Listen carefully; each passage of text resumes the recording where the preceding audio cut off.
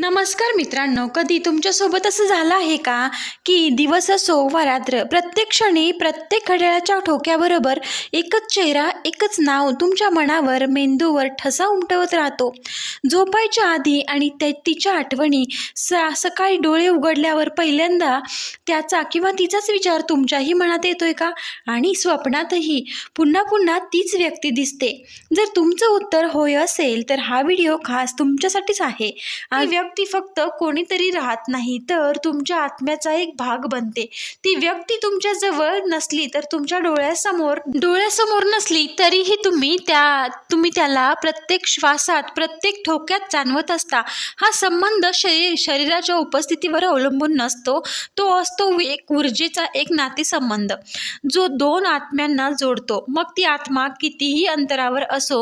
आणि जर तुम्हाला असं वाटत असेल की एखादी खास व्यक्ती तुमच्या मनात, हृदयावर खोल बसलेली आहे, तर नक्की समजा की तुम्ही एकटे नाही. कधी कधी जे आपल्याशी खोलवरती जोडलेले असतात ते देखील आपल्याला त्यांच्या हृदयाच्या कुठल्या तरी कोपऱ्यात अनुभवत असतात. ते फक्त बोलत नाहीत किंवा त्यांना काही कळत नाही की हे नातं नक्की काय आहे. हो, हा अनुभव कधी कधी वेदना देतो, कारण ती व्यक्ती आपल्याला जवळ नसते, पण तरीही त्याची अनुपस्थिती त्याच्या उपस्थिती इतकीच गडद वाटते. हा संकेत हे दाखवतो की तुमचं प्रेम खरं आहे, खोल आहे आणि अगदी खऱ्या अर्थाने अस्तित्वात हे आहे. की खरी भावना तुम्हा दोघांमधल्या त्या नात्याला सिद्ध करते, जे या जगाच्या सीमांनाही पार करणारी असते.